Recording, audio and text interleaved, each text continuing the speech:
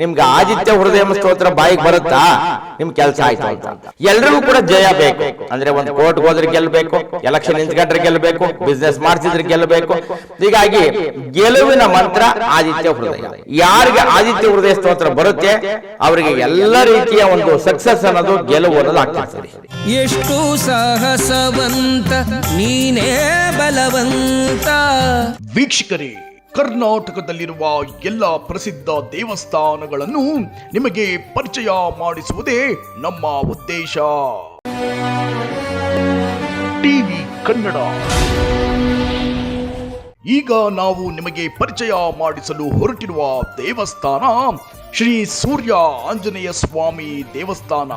ಈ ದೇವಸ್ಥಾನ ಇರುವುದು ತುಮಕೂರು ಜಿಲ್ಲೆ, ಕೊರಟಗೆರೆ ತಾಲೂಕು, ಕೋಲಾಳ ಹೋಬಳಿ, ಸೂರ್ಯಪುರ ಗ್ರಾಮ. ಎಷ್ಟು ಸಾಹಸವಂತ ನೀನೇ ಬಲವಂತ. ಎಷ್ಟೋ ಜನ ಭಕ್ತಾದಿಗಳಿಗೆ ಇಲ್ಲಿಗೆ ಸೂರ್ಯಪುರಕ್ಕೆ ಬರಲಿಕ್ಕೆ ತುಂಬ ದೂರ ಆಗಿರ್ಬೋದು. ಕೆಲವರು ಹೊರ ರಾಜ್ಯಗಳಲ್ಲಿರ್ತಾರೆ, ಕೆಲವರು ಹೊರ ದೇಶಗಳಲ್ಲಿರ್ತಾರೆ, ಮತ್ತು ಇನ್ನು ಕೆಲವರು ಏನಾಗ್ತಾ ಇರ್ತಾರೆ ಅಂದರೆ ತುಂಬ ವಯಸ್ಸಾದವರು ಇರ್ತಾರೆ, ಮತ್ತು ಕೆಲವ್ರಿಗೆ ದೂರ ಆಗ್ತಿರ್ತದೆ, ಮತ್ತು ಎಕ್ಸ್ಪೆಂಡಿಚರ್ ಖರ್ಚು ಜಾಸ್ತಿ ಬರ್ತಾ ಇರ್ತದೆ. ಅಂಥವರು ಮನೆಯಲ್ಲೇ ಕುಳಿತು ಅರ್ಕೆ ಮಾಡ್ಕೋಬೋದು. ಅಂದರೆ ಇಲ್ಲಿಗೆ ಬಂದವರು ಕೂಡ ಏನು ಮಾಡ್ತಿರ್ತಾರೆ ಅಂದರೆ ಸೂರ್ಯಾಂಜನೇಯ, ಓಂ ಶ್ರೀ ಸೂರ್ಯಾಂಜನೇಯ ಸ್ವಾಮಿಯೇ ನಮಃ ಅಂತೇಳಿ 48 ಸಲ ಸ್ವಾಮಿ ಹೆಸರನ್ನು ಬರೀತಿರ್ತಾರೆ. 48 ಸಲ ಸ್ವಾಮಿ ಹೆಸರನ್ನು ಬರೆದ್ಬಿಟ್ಟು ಅದಕ್ಕೆ ಅವ್ರ ಹೆಸರು, ನಕ್ಷತ್ರ, ಗೋತ್ರ, ರಾಶಿ ಎಲ್ಲ ಬರೆದ್ಬಿಟ್ಟು ಅದಕ್ಕೆ ಅರಶಿನ ಹಚ್ಚಿ ದಕ್ಷಿಣ ಇಟ್ಬಿಟ್ಟು ಉಂಡಿಗೆ ಹಾಕ್ಬಿಟ್ಟು ಹೋಗಿರ್ತಾರೆ. ಉಂಡಿಗೆ ಹಾಕಿ ಹೋಗ್ಬಿಟ್ಟು 2 ಎಳ್ಬತ್ತಿ ಹೆಚ್ಚು ಹೋಗ್ಬಿಟ್ಟಿರ್ತಾರೆ. ಇವರು ಆದಿತ್ಯ ಹೃದಯ ಸ್ತೋತ್ರವನ್ನು ಪಠಣ ಮಾಡಿದರೆ ಸಾಕು. ಯಾರಿಗೆ ಆದಿತ್ಯ ಹೃದಯ ಸ್ತೋತ್ರ ಬರುತ್ತೆ ಅವ್ರಿಗೆ ಡೆಫಿನೆಟ್ ಆಗಿ ಅವ್ರ ಕೆಲಸಗಳಾಗತ್ತೆ.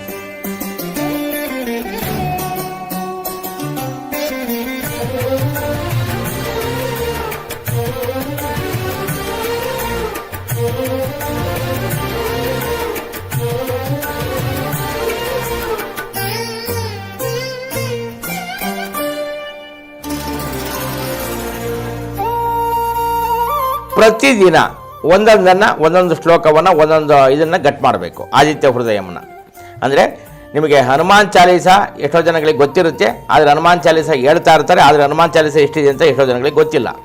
ಹನುಮಾನ್ ಚಾಲೀಸ ಅನ್ನೋದು 40 ಶ್ಲೋಕ ಇದೆ. ಇದು ಆದಿತ್ಯ ಹೃದಯ ಇರೋದು 31 ಶ್ಲೋಕ ಇದೆ. ಹೀಗಾಗಿ ಇದು ಒಂದು ತಿಂಗಳಲ್ಲಿ ಇದನ್ನು ಬಾಯ್ಪಾಠ ಮಾಡಿಕೊಡ್ಬೋದು. ಯಾರಿಗೆ ಬಾಯ್ಪಾಠ ಆಗುತ್ತೆ ಅವರು ಯಾರು ಬೇಕಾದರೂ ಬಂದು ಕ್ವಶನ್ ಮಾಡ್ಬೋದು. ನೋಡಿ, ಇಲ್ಲಿ ಯಾವುದೇ ಹೋಮಗಳು, ಪೂಜೆಗಳು, ಯಾವುದೇ ರೀತಿಯ ಲಕ್ಷಾಂತರ ರೂಪಾಯಿ ದುಡ್ಡು ಖರ್ಚಾಗೋದಿಲ್ಲ ಇಲ್ಲಿ. ಅಂದರೆ ನಿಮ್ಗೆ ಆದಿತ್ಯ ಹೃದಯ ಸ್ತೋತ್ರ ಬಾಯಿಗೆ ಬರುತ್ತಾ ನಿಮ್ಮ ಕೆಲಸ ಆಯಿತು ಅಂತ.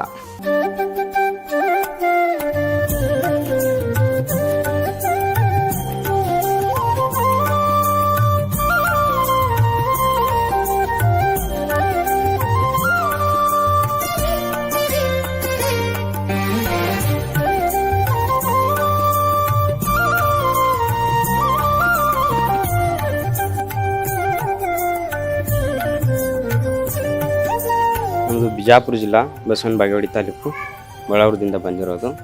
ಇಲ್ಲಿ ಸೂರ್ಯಾಂಜನೇಯ ಅಂತ ದೇವಸ್ಥಾನ ಇದೆ. ಆ ದೇವಸ್ಥಾನಕ್ಕೆ ತುಂಬ ಜನ ಬರ್ತಾ ಇರ್ತಾರೆ. ತುಂಬ ಒಳ್ಳೆ ದೇವರು ಅಂತ ಇಲ್ಲಿ ಜನ ಪೂಜಿಸ್ತಾರೆ. ಆದರೂ ನಾವು ಬಿಜಾಪುರದಿಂದ ಬರೋದಾದರೆ ಇಲ್ಲಿಗೂ ದೇವಸ್ಥಾನಕ್ಕಂತೂ ಬರ್ತೀವಿ. ಏನಾದರೂ ಕೆಲಸ ಇದ್ದರೆ ಬಂದುಬಿಟ್ರೆ ಇಲ್ಲಿ ದೇವಸ್ಥಾನಕ್ಕೂ ಕೂಡ ಬಂದು ಹೋಗ್ತೀವಿ. ಹಂಗಂದ್ಬಿಟ್ಟು ಎಲ್ಲರೂ ಬರ್ತಾರೆ. ಆದರೆ ದೇವ್ರು ತುಂಬ ಚೆನ್ನಾಗಿದೆ. ಸೂರ್ಯಾಂಜನೇಯ ಅಂದರೆ ಸೂರ್ಯ ಆಂಜನೇಯ ಒಂದೇ ದೇವಸ್ಥಾನದಲ್ಲಿ ಇರೋದು. ಹಂಗಾಗ್ಬಿಟ್ಟು ಇಲ್ಲಿ ಏನಾದರೂ ಬಂದು ಕೇಳ್ಕೊಂಡು ಹೋದರೆ ಯಾವುದು ಕೆಟ್ಟದಾಗಲ್ಲ, ಯಾವುದೇ ಒಂದು ರೀತಿಯಲ್ಲಿ ಒಳ್ಳೆಯದೇ ಆಗುತ್ತೆ. ಹಾಗಾಗಿ ಇಲ್ಲಿ ಎಲ್ಲ ದೇವಸ್ಥಾನಕ್ಕೆ ಈ ದೇವರು ಪವರ್ಫುಲ್ ಆಗಿದ್ದಾನೆ. ನಾವು ಏನು ಕೇಳ್ಕೊತೀವಿ ನಮಗೆಲ್ಲ ಒಳ್ಳೆಯದೇ ಆಗಿದೆ. ಆದರೆ ಇಲ್ಲಿ ಬರ್ತಾ ಇರೋ ಜನನೂ ಹಂಗೆ ಅನ್ಕೊಂಡು ಬರ್ತಾರೆ, ಆದರೂ ಒಳ್ಳೆಯದೇ ಆಗಿದೆ. ಆದರೆ ಒಳ್ಳೆಯದಾಗುತ್ತಂತಲೇ ಇಲ್ಲಿ ಯಾವತ್ತಿದ್ರೂ ದೇವಸ್ಥಾನಕ್ಕೆ ಬರ್ತಾ ಇರ್ತಾರೆ. ಆದರೆ ಇಲ್ಲಿ ವಾತಾವರಣ ಎಲ್ಲ ಚೆನ್ನಾಗಿರೋದ್ರಿಂದ ಇಲ್ಲಿ ಎಲ್ಲ ಜನಗಳು ಬರ್ತಾಯಿರ್ತಾರೆ. ಇನ್ನು ದೇವರು ಇಲ್ಲಿ ಇರ್ತಕ್ಕಂಥ ಭಕ್ತಾದಿಗಳು ಎಲ್ಲರೂ ಕರೆಕ್ಟಾಗಿ ಬರ್ತಾರೆ. ಬಂದು ಪೂಜೆ ಗೀಜೆ ಏನಾದರೂ ಫಂಕ್ಷನ್ ಇಟ್ಕೊಳ್ಳೋದಿದ್ರೆ ಇಲ್ಲಿ ಸುತ್ತಮುತ್ತ ಜನ ಇಲ್ಲೇ ಇಟ್ಕೋತಾರೆ.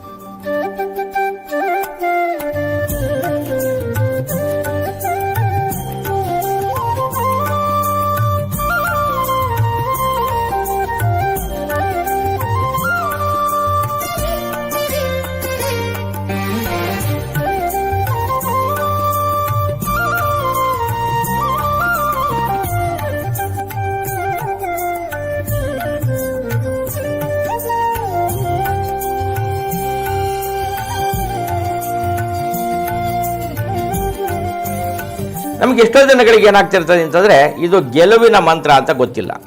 ಯಾಕೆಂದರೆ ಈ ಆದಿತ್ಯ ಹೃದಯ ಮಂತ್ರ ಇರತಕ್ಕಂಥದ್ದು ರಾಮಾಯಣದಲ್ಲಿ ರಾವಣರ ಯುದ್ಧದಲ್ಲಿ ರಾವಣನ ಶಕ್ತಿ ಮುಂದೆ ರಾಮ ಸೋತೋಗ್ತಾ ಇರ್ತಾನೆ.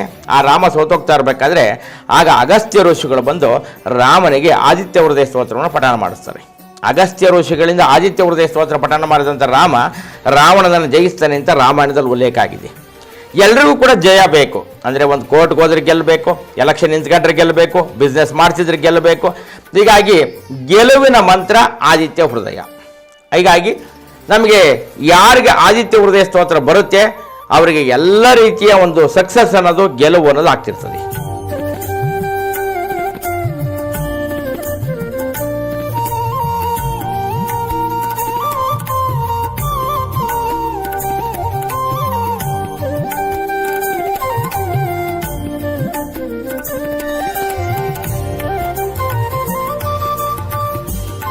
ನಮ್ಮ ತುಮಕೂರಿಂದ ಬಂದಿರೋದು ನಾವು. ಇಲ್ಲಿ ಸೂರ್ಯ ಆಂಜನೇಯ ಒಬ್ಬರು ಬೆಂಗಳೂರವ್ರು ಒಬ್ಬರು ನಮ್ಗೆ ಹೇಳಿದ್ದು.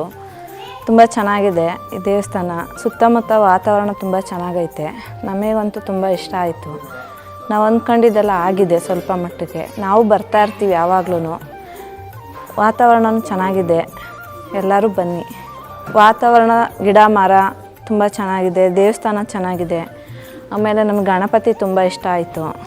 ನಾವು ಸರ್ ಮನಸ್ಸಲ್ಲಿ ಬೇಡ್ಕೊಳ್ಳೋದೇ ಜಾಸ್ತಿ, ನಾವು ಇದನ್ನೆಲ್ಲ ನಂಬಲಿಲ್ಲ. ನಾವು ಮನಸ್ಸಲ್ಲಿ ಬೇಡ್ಕೊತೀವಿ, ಒಳ್ಳೇದಾಗುತ್ತೆ ಅನ್ನೋದು ಬೇಡ್ಕೊಂಡು ಹೋಗ್ತೀವಿ ಅಷ್ಟೇ ಸರ್. ದೇವಸ್ಥಾನ ಚೆನ್ನಾಗಿದೆ, ನಂಬಿ ಬರ್ಬೋದು. ವಾತಾವರಣ ಚೆನ್ನಾಗಿದೆ. ಒಂದು ಪಿಕ್ನಿಕ್ ಥರ ಎಲ್ಲ ಮಕ್ಕಳು ಎಲ್ಲ ಪೂರ್ತಿ ಬಂದರೆ ಇನ್ನೂ ತುಂಬ ಚೆನ್ನಾಗಿರುತ್ತೆ. ನಮ್ಮ ಮನೆಗೆ ಎಲ್ಲರಿಗೂ ಒಳ್ಳೇದು ಮಾಡಿರಿ ಅಂತ ಕೇಳಕ್ಕೆ ಬಂದಿದ್ದೀವಿ. ಮಕ್ಕಳು, ಗಂಡ ಮಕ್ಕಳು ಎಲ್ಲರಿಗೂ ಒಳ್ಳೇದು ಮಾಡಿರಿ ಅಂತ ಕೇಳಕ್ಕೆ ಬಂದಿದ್ದೀವಿ. ನಂಬಿಕೆ ಇಟ್ಕೊಂಡು ಬನ್ನಿ, ಒಳ್ಳೇದಾಗುತ್ತೆ ಅಂತ ಹೇಳ್ತೀವಿ.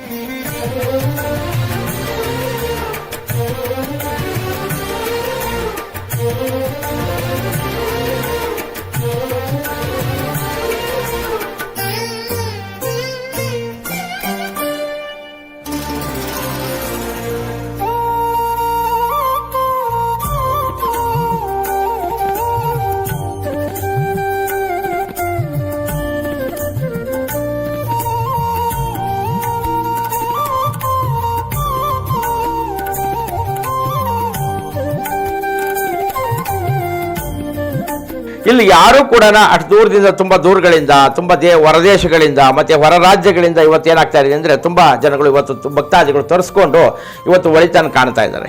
ಯಾಕೆ ಅಂತಂದರೆ ಅವ್ರಿಗೆ ಪದೇ ಪದೇ ಬರಬೇಕು ಅಂತ ಏನಿಲ್ಲ. ಇಲ್ಲಿ ಅವರಿಗೆ ಹತ್ತಿರದವರಾದರೆ ಬರ್ತಾ ಇರ್ಬೋದು.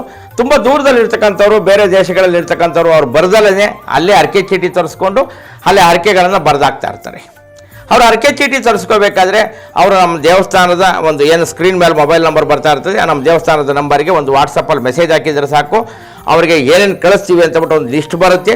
ಅದ್ರ ಜೊತೆಯಲ್ಲಿ ಅವರಿಗೆ ನಾವು ಅದನ್ನು ಪ್ರಸಾದ ಸಮೇತ ಕಳಿಸ್ಕೊಟ್ಟಿರ್ತೀವಿ. ಅರ್ಕೆ ಚೀಟಿ, ಅರ್ಚನೆ ಚೀಟಿ, ಕೇಸರಿ ವಸ್ತ್ರ ಮತ್ತು ಪುಸ್ತಕ, ಆದಿತ್ಯ ಹೃದಯ ಪುಸ್ತಕ ಎಲ್ಲನೂ ಕೂಡ ಅವರಿಗೆ ರಿಜಿಸ್ಟರ್ ಪೋಸ್ಟಲ್ಲಿ ಹೋಗುತ್ತೆ. ಅವರಿಗೆ ಈ ಪೋಸ್ಟ್ ಮಾಡಿದಾದ್ಮೇಲೆ ಅವರಿಗೆ ತಲುಪಿದ್ದಾದಮೇಲೆ ಅವರ ಅರ್ಕೆ ಚೀಟಿಯನ್ನು ಮತ್ತು ಅವ್ರ ಕವರ್ ಕೂಡ, ನಮ್ಮ ಕವರ್ ಕೂಡ ನಾವು ಒಂದು ಇದು ಮಾಡೋಂಗಿಲ್ಲ, ನಮ್ಮ ಅಡ್ರೆಸ್ ಕೂಡ ಬರೆಯೋಂಗಿಲ್ಲ. ಅವರು ನಮ್ಮ ಅಡ್ರೆಸ್ಸಿನ ಕವರ್ ಕೂಡ ಕಳಿಸಿರ್ತೀವಿ. ಅವ್ರ ಅರ್ಕೆ ಚೀಟಿಯನ್ನು ಮತ್ತೆ ಅದನ್ನು ಕವರ್ನ ವಾಪಸ್ ಕಳಿಸಿದ್ರೆ ಸಾಕು, ಬರೆದುಬಿಟ್ಟು. ಇದಾದ ಮೇಲೆ ಅವರು ಆದಿತ್ಯ ಹೃದಯ ಮೋದಿದ್ರೆ ಸಾಕು, ಅವ್ರಿಗೆ ಡೆಫಿನೆಟ್ಟಾಗಿ ಇಮಿಡಿಯೇಟಾಗಿ ಕೆಲಸಗಳಾಗ್ತಿರ್ತದೆ.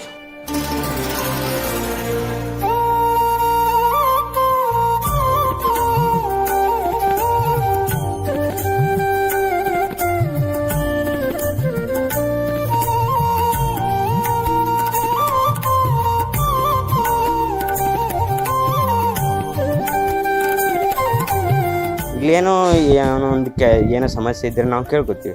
ನಾವು ಇಲ್ಲಿ ಏನು ಕೆಲಸ ಮಾಡ್ತಾಯಿದ್ವಿ, ಕೆಲಸದ ಬಗ್ಗೆ ಕೇಳ್ತಾ ಇದ್ವಿ. ಆದರೆ ನಮ್ಮ ಕೆಲಸ ಯಾವುದು ಮಿಸ್ ಆಗ್ತಾ ಇರ್ತಿಲ್ಲ. ಇಲ್ಲಿ ಬಂದಮೇಲೆ, ಇಲ್ಲಿ ದೇವಸ್ಥಾನಕ್ಕೆ ಬಂದಮೇಲೆ ಒಂದು ರೀತಿ ಮನಸ್ಥಿತಿ ಚೇಂಜ್ ಆಗೋದು, ಎಲ್ಲ ಒಂಥರ ಸಮಾಧಾನ ಆಗೋದು. ಹಿಂಗಾಗ್ಬಿಟ್ಟು ಎಲ್ಲ ಇಲ್ಲಿ ನಾವು ಬರ್ತಾಯಿದ್ರು. ಇಲ್ಲಿ ಬರೋಕ್ಕೆ ತುಂಬ ಖುಷಿ. ಅಂದರೆ ಇಲ್ಲಿ ದೇವಸ್ಥಾನ ಅಂದರೆ ತುಂಬ ಗುಡ್ಡದ ಹತ್ರ, ಅಂದರೆ ತುಂಬ ಚೆನ್ನಾಗಿರೋ ಪ್ಲೇಸ್ ಇದೆ, ಅಂದರೆ ಒಳ್ಳೆ ದೇವರು, ಹಿಂಗಂದ್ಬಿಟ್ಟು ಬರ್ತೀವಿ ಅಷ್ಟೇ.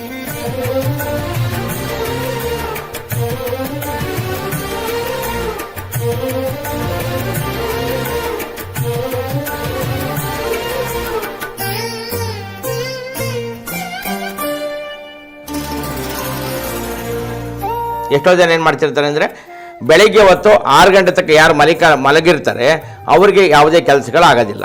ಯಾವತ್ತೂ ಕೂಡ ನಮಗೆ ಯಾವುದೇ ಕೆಲಸಗಳು ಸಕ್ಸಸ್ ಆಗಬೇಕು, ಜೀವನದಲ್ಲಿ ಚೆನ್ನಾಗಿ ಏಳಿಗೆ ಆಗಬೇಕು ಅಂತಂದರೆ ಬ್ರಾಹ್ಮಿ ಮುಹೂರ್ತದಲ್ಲಿ ಎದ್ದೊಳಬೇಕು. ಕೊನೆ ಪಕ್ಷ 3 ಗಂಟೆ 4 ಗಂಟೆಗೆ ಎದ್ದೊಳಕ್ಕಾಗಿದ್ರೂ ಪರವಾಗಿಲ್ಲ, 5 ಗಂಟೆಗೆ ಎದ್ದು ಸ್ನಾನ ಮಾಡಿ ಸೂರ್ಯ ನಮಸ್ಕಾರ ಮಾಡಿಬಿಟ್ಟು ಒಂದು ತುಳಸಿ ಗಿಡಕ್ಕೆ ತಾಮ್ರ ಚೊಂಬಲ್ಲಿ ನೀರು ಹಾಕೋ ಅಭ್ಯಾಸ ಇಟ್ಕೊಳ್ಳಿ. ಓಂ ಆದಿತ್ಯಾಯ ನಮಃ ಅಂತಬಿಟ್ಟು ಅಂತೇಳಿ 11 ಸಲ ಹೇಳ್ಬಿಟ್ಟು ತುಳಸಿ ಗಿಡಕ್ಕೆ ನೀರು ಬಿಟ್ಟರೆ ಸಾಕು. ಪ್ರತಿದಿನ ಬೆಳಗ್ಗೆ ಹೊತ್ತು ಮಾತ್ರ ಆದಿತ್ಯ ಹೃದಯವನ್ನು ಪೂರ್ಣವಾಗಿ ಓದಬೇಕಾದ್ರೆ ಆದಿತ್ಯ ಹೃದಯವನ್ನು ಬೆಳಗ್ಗೆ ಹೊತ್ತು ಮಾತ್ರ ಓದಬೇಕು. ಅದೇ ನಾವು ಬಾಯಿಪಾಠ ಮಾಡಬೇಕಾದ್ರೆ ಬೆಳಗಿನ ಸಂಜೆವರೆಗೂ ಕೂಡ ಒಂದು ಶ್ಲೋಕವನ್ನು ಒಂದು ಸಲ ಏನು ನಾವು ಬೆಳಗ್ಗೆ ಎದ್ದ ತಕ್ಷಣ ಬರ್ಕೊಂಡಿರ್ತೀವಿ, ಒಂದು 3 ಸಲ ಬರ್ಕೊಳ್ಳಿ, ಒಂದು ವೇಸ್ಟ್ ಪೇಪರಲ್ಲಿ ಬರ್ಕೊಂಬಿಟ್ಟು ಅದನ್ನು ಬೆಳಗಿನ ಸಂಜೆವರೆಗೂ ಅದನ್ನು ಬಾಯಿಪಾಠ ಮಾಡ್ಕೊಳ್ತಾ ಹೋಗಿ. ನಿಮಗೆ 6 ತಿಂಗಳು ವರ್ಷಾನುಗಟ್ಟಲೆ ಕಾಯಂಗಿಲ್ಲ ನೀವು, ಅಂದರೆ ಇಮ್ಮಿಡಿಯೇಟಾಗಿ ರಿಸಲ್ಟ್ ಬರುತ್ತೆ. ಅಂದರೆ ಅದು ಬಾಯಿಗೆ ಬರಬೇಕಷ್ಟೇ. ಅಂದರೆ ಬೆಳಗಿನ ಸಂಜೆವರೆಗೂ ಕೂಡ ಅದನ್ನು ಬಾಯಿಪಾಠ ಮಾಡಿಕೊಂಡ್ರೆ ಸಾಕು, ಅದು ನಿಮಗೆ ಅಷ್ಟು ಬೇಗ ರಿಸಲ್ಟು, ಅಷ್ಟು ಫಾಸ್ಟಾಗಿ ರಿಸಲ್ಟ್ ಬರುತ್ತೆ. ಅದಕ್ಕೋಸ್ಕರನ ನೀವು ಯಾವುದೇ ಶ್ರಮ ಹಾಕಬೇಕಾಗಿಲ್ಲ, ಯಾವುದೇ ರೀತಿಯ ದುಡ್ಡು ಖರ್ಚು ಮಾಡಬೇಕಾಗಿಲ್ಲ. ಮೇಯ್ನಾಗಿ ಮಾನಸಿಕವಾಗಿ ನಾವೇನು ಮಾಡಬೇಕು ಅಂತಂದರೆ ಅದರಲ್ಲಿ ತಲ್ಲೀನ ಆಗಬೇಕು. ಆದಿತ್ಯ ಹೃದಯಮ ಅಂದರೆ ಗೆಲುವಿನ ಮಂತ್ರದಲ್ಲಿ ನಾವು ತಲ್ಲೀನ ಆದಾಗ ಖಂಡಿತವಾಗಿ ಗೆಲುವು ಅನ್ನೋದು, ಸಕ್ಸಸ್ ಅನ್ನೋದು, ಆರೋಗ್ಯ ಅನ್ನೋದು ಎಲ್ಲ ಕೂಡ ಸಿಗುತ್ತೆ.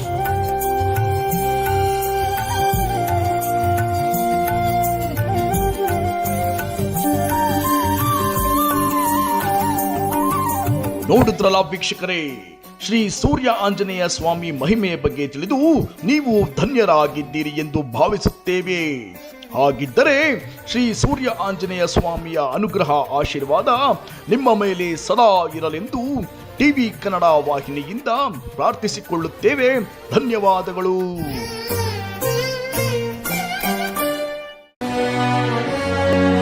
ಟಿವಿ ಕನ್ನಡ.